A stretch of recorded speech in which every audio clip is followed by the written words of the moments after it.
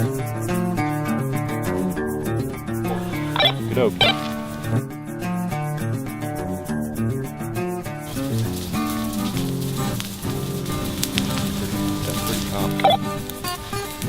Okay, I'm going to put this corner out and then I'll move down your way a little bit.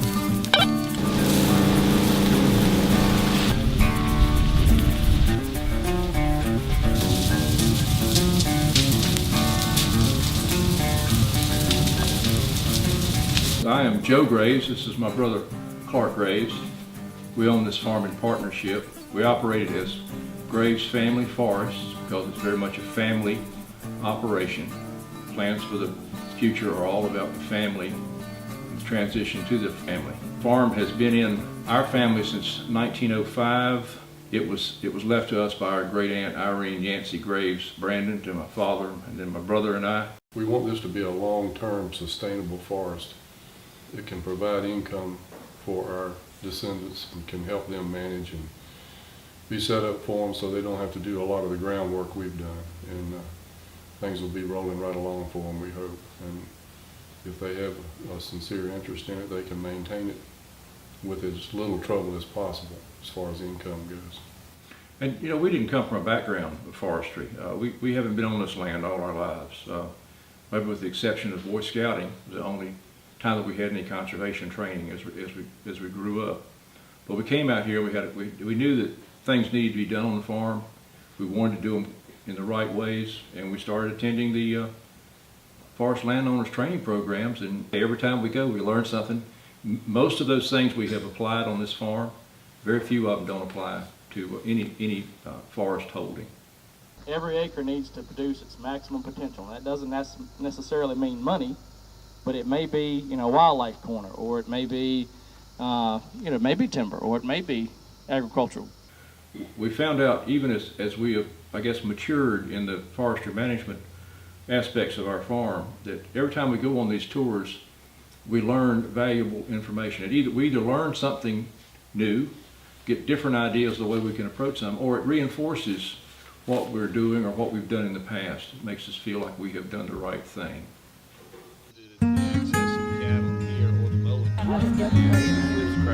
So they create the holes, and then also through their activity, they kind of slough off the outer gray bark.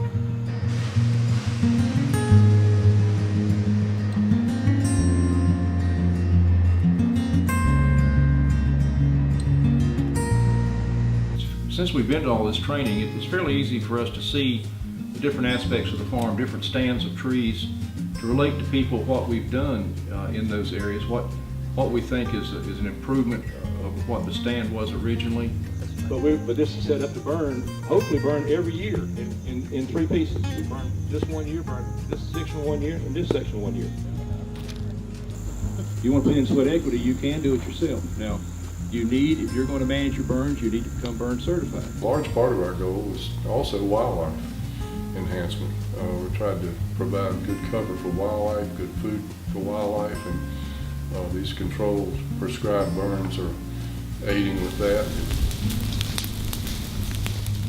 We're beginning our 18th burn on the property. Fire is an extremely useful tool. It was used by the American Indians, by the early settlers, by the farmers until just recently. The quail has been called a fire bird, and it really is adapted to land that's been burnt.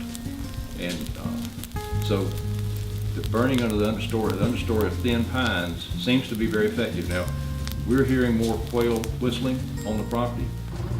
Things are happening, and prescribed burning is helping us. It's definitely something not to be afraid of. It is a useful tool.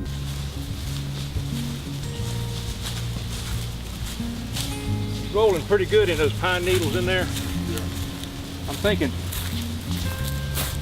better go back over here and go on up by that switchgrass and come in from that end. I think if you aren't managing your forest, you're wasting a resource. The forests need to be properly managed for the health of the trees, for the health of the land, for erosion conservation, and greatly, as we've discussed, for wildlife. If you aren't managing your farm, I think you're wasting your resource.